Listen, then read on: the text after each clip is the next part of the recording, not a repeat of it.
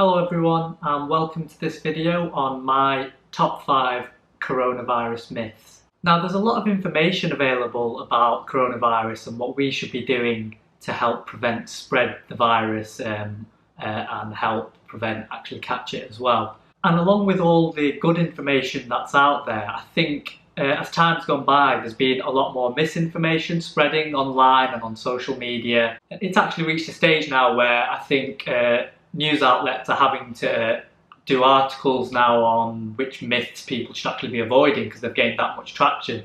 Because I think that's just the power of social media at the moment. You share something enough times and people take it to be true. In this video I'm going to be focusing on my top 5 sort of bits of misinformation and advice that's been spreading about coronavirus. I'm not going to include things like conspiracy style myths in this because I'm not, by that I mean the things about sort of like where the virus might have come from and whether there's a vaccine that's being kept secret from us and things like that. I'm focusing more on the advice that people might think is going to protect them during this pandemic. So the first thing on my list is the myth that eating garlic will help reduce your chances of getting the coronavirus. Now this is a myth that I first read actually in one of the articles done by BBC about popular myths to avoid. And the thing is, I've actually seen loads of variations of this, not just garlic, loads of other types of food. People are saying if you eat that, you're not going to get coronavirus. And it's actually, this one is the reason that I don't like that term myth, because you'll find that a lot of them are actually based on something that is pretty sound advice anyway, because the kind of foods that they're saying to eat, they're foods that do have antimicrobial, antibacterial properties and properties that promote a healthy immune system. So when I read those things, I think the thing that makes them a myth is when people share them on social media and they say, eat this specific type of food to prevent you and your family from getting coronavirus. I think that's what makes it a myth, when you say that it'll help, when you say that eating these things will stop you from getting coronavirus. But if you look at it in general, it's things like fruits and vegetables and drinking lots of water, and I'd say that any sort of health professional anyway would probably say that that's a healthy thing to do. And if you look in the long run, people who do include those things in their diets, they are likely to be healthier. But obviously, in this stage of the ongoing pandemic, there's no way anyone's collected enough evidence to say that any of these kind of foods or miracle supplements and minerals, there's no evidence to suggest that anyone taking those things are any less likely to get coronavirus or any less likely to spread it. This is basically an example of one of the myths that it's not harmful in any way, but it's a bit of misinformation in the sense of it might give people a false sense of expectation, which is why I thought it's an important thing to include on this video. So the second myth about the coronavirus, which I think is actually very interesting because it works in both ways, is the masks that you see probably a lot of people wearing now and a lot of people are panicking to buy. There are some people suggesting that those masks aren't effective, but similarly there's another saying that yes, the masks are very effective, which is why people are right to go and get their hands on as many of them as they can and order them online. So on this topic of masks, I think first off it's important to say, like with most things that we're going on to find out during the course of this pandemic, the data isn't there yet to make sort of hard claims about anything that we can say specifically applies to coronavirus.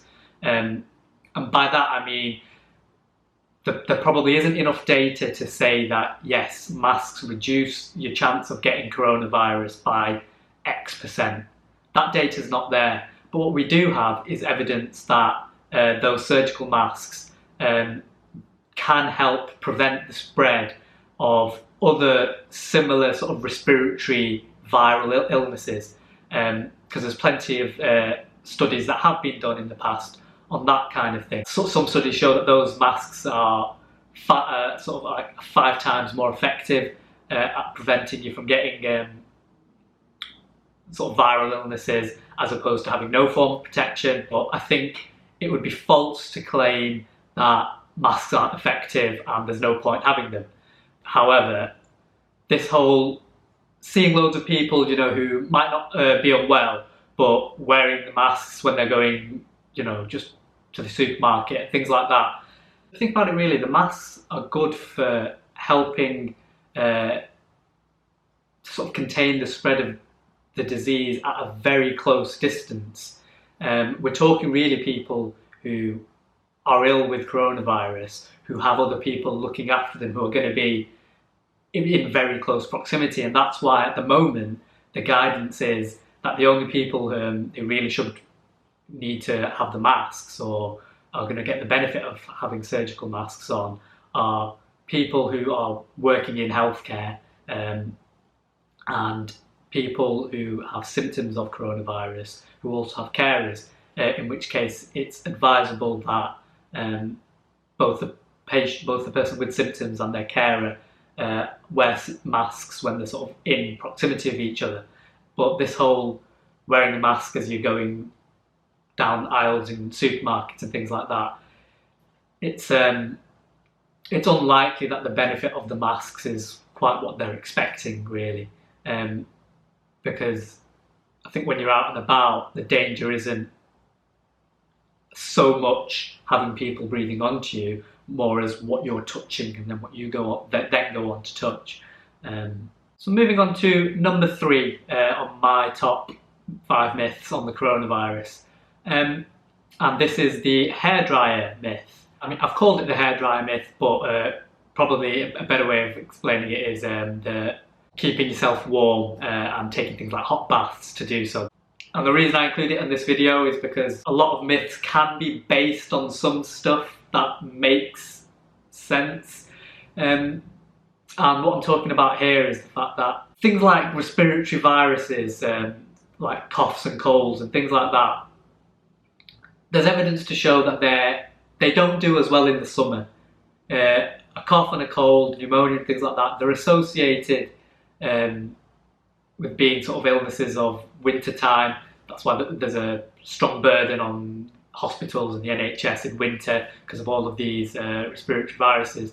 And in summer, they're just not as common. So I think this myth came about from this line of thinking, that if you trick your body into thinking it's hotter than it is, that it's summer, you're less likely to catch coronavirus. And with this one, it's just no. Okay, moving on to myth number 4. This is a far more serious one than the hairdryer one. So this is a myth that the coronavirus is mutating and that will make any sort of vaccine that's being developed at the moment ineffective. I think, again, because it's based partly on things that are correct, I think a lot of people are concerned. It's true that, like every living thing really, viruses do mutate, they do change, but 99% of mutations that are happening in nature and in all living things, their effects aren't actually seen. There's a lot of what we'd call hidden changes, and they're the type of changes that won't affect any vaccine that's being developed. What you're more likely to see is that over time, the virus, if anything, makes it less dangerous. That's just what we tend to see with these kinds of mutations. Having said all of that, what I don't want to say right here is that it's not something to worry about, that there's no chance of the virus evolving to the extent that a vaccine is going to be ineffective. But I think it is fair to say that it's an unlikely scenario. But sort of the people working on developing vaccines anyway, one of the things that they do is they do track the evolution of whatever it is they're trying to develop a vaccine for, and they try and adjust accordingly. Examples of that is with flu vaccines. Vaccines are designed to give people immunity to lots of different strains of influenza. which is the virus that causes the flu. Lastly, number 5 of my top 5 myths about the coronavirus, and this is a really big one really, because this is the myth that younger people, healthy people, are not going to be affected if they get, or not going to be seriously affected if they contract coronavirus.